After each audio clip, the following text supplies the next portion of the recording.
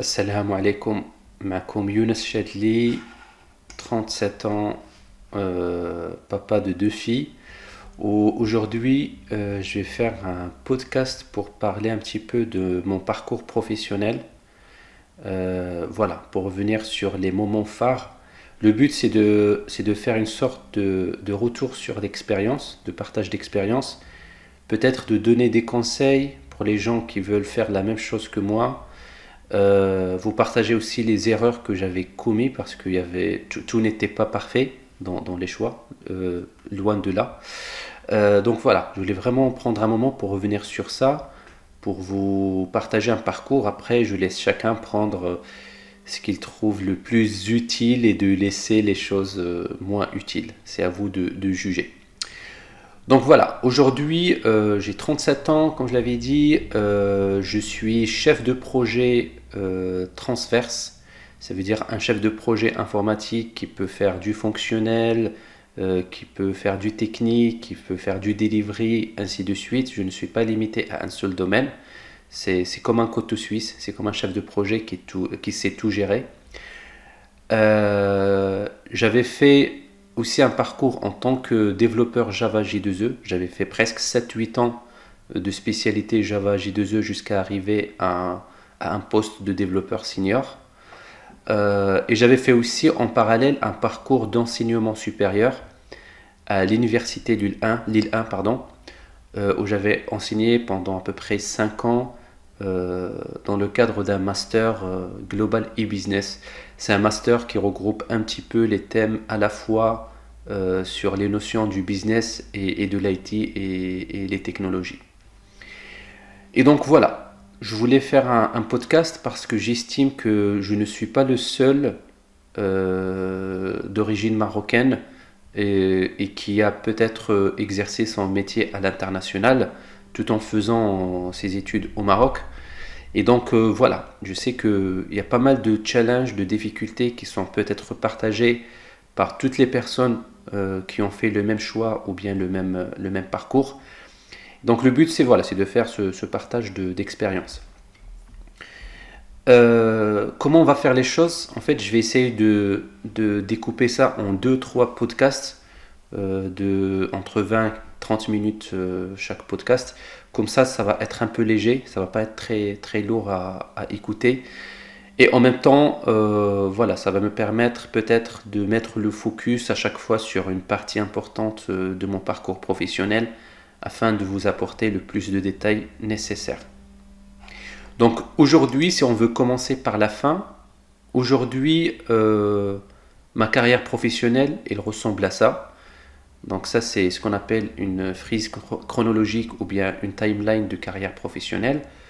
Donc j'avais commencé officiellement ma carrière en 2012 jusqu'à aujourd'hui 2025 de manière continue. Donc j'avais commencé en tant que développeur Java, comme je l'avais dit. Ici, à un moment, j'ai fait un parcours un peu parallèle entre le développement informatique et l'enseignement à l'université Lille 1. Lille 1, ça fait partie des facultés les plus prestigieuses en France. Et à partir de 2018, vous allez voir un petit peu ici l'acronyme CP, ça veut dire chef de projet.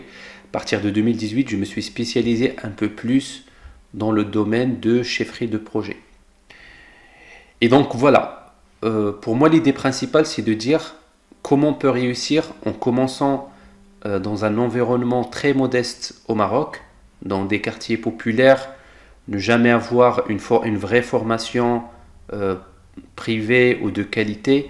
Comment on peut réussir à arriver à un des postes les plus prestigieux chez les plus grands clients français, à savoir un poste de chef de projet. On va gérer les plannings des projets, on va gérer des équipes techniques, des équipes fonctionnelles, des équipes delivery, on va gérer les budgets des projets, on doit remonter les alertes aux copies et aux différents rituels et instances de pilotage de projet. Donc voilà, encore une fois, je ne considère pas que c'est une expérience qui va mettre sous lumière une certaine intelligence ou bien un certain savoir-être ou savoir-faire exceptionnel. Bien au contraire, c'est vraiment un partage très modeste. Mais le but, c'est vraiment de vous parler de ça de manière transparente.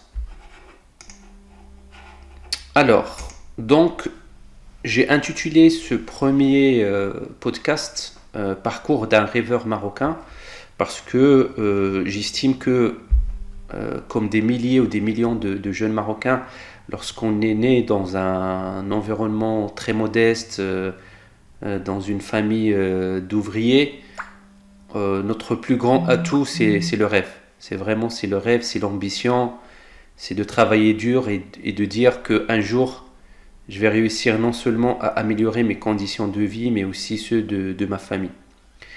Et donc, je pense que c'est le point central vraiment, c'est d'avoir ce rêve et cette motivation de se réveiller tout le matin en disant que je crois vraiment que dans l'avenir, je vais atteindre mes objectifs et que j'y crois vraiment et je crois que j'ai le potentiel nécessaire pour le faire.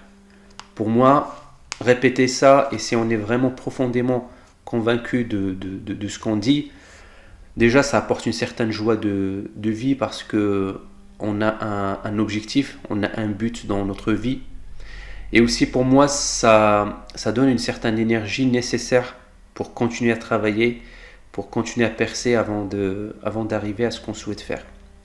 Donc pour faire la version très light, donc moi j'étais né à Marrakech, j'avais fait tout mon parcours scolaire dans des écoles primaires, collèges très modestes, dans des quartiers très populaires à côté des souks, avec tous les avantages et les inconvénients que ce genre d'environnement il peut procurer. Après, j'étais un petit peu perdu pendant les années de collège parce que je ne savais pas vers quoi me spécialiser par la suite, jusqu'à ce que j'avais fait un truc au hasard. J'avais choisi une spécialité de l'électronique. Donc c'était un petit peu atypique parce que souvent au Maroc à l'époque, on avait le choix comment on appelle ça, sciences expérimentales, soit sciences maths. Et donc ce choix de faire de l'électronique, je l'avais fait sans vraiment une certaine prise de conscience ou bien sans vraiment réfléchir mûrement à ce choix-là. Et finalement, donc, j'étais retenu pour faire un baccalauréat technique en faisant une spécialité d'électronique. C'était compliqué parce que les maths et les physiques n'étaient pas mes matières préférées. Et dans ce genre de spécialité, on a presque un programme qui ressemble à celui des sciences maths en termes de maths et physique. Et en plus de ça, se rajoute la spécialité de l'électronique avec plein de modules spécialisés dans tout ce qui est puces électroniques, les cartes mères, les résistances, les transistors, voilà tout vraiment ce qui touche à la théorie et à la pratique de ce domaine-là d'électronique.